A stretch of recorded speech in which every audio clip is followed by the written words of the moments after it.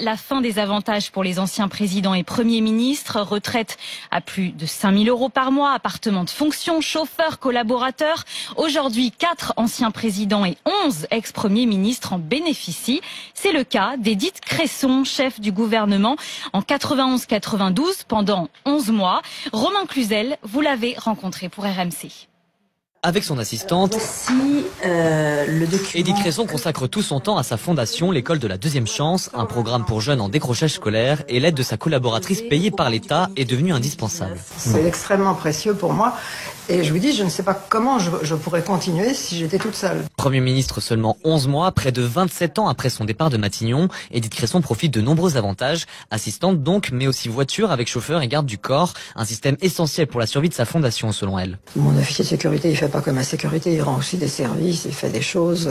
Disposer d'une voiture est extrêmement important quand je circule, notamment autour de Paris. C'est pas de l'argent jeté par la fenêtre, je crois que c'est de l'argent bien placé. Édith Cresson n'a aucune idée du coût du dispositif, il est pourtant estimé à 200 000 € chaque année par l'Observatoire de l'éthique publique.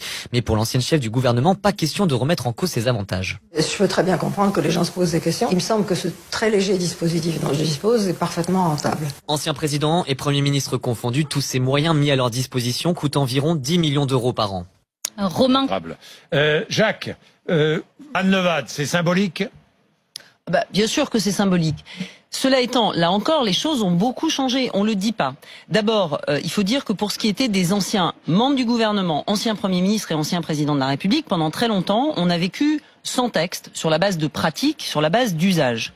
Il y a eu une réflexion qui a été engagée sur ces questions-là sous le quinquennat de François Hollande. Il y a même eu un rapport qui a été établi par le président du Conseil d'État et le premier président de la Cour des comptes, qui a observé, là encore, quelque chose que moi je trouve pas inintéressant, c'est que à la différence de ce qui se passe à l'étranger, finalement, nos anciens présidents de la République, par exemple, n'ont pas tant d'avantages que ça.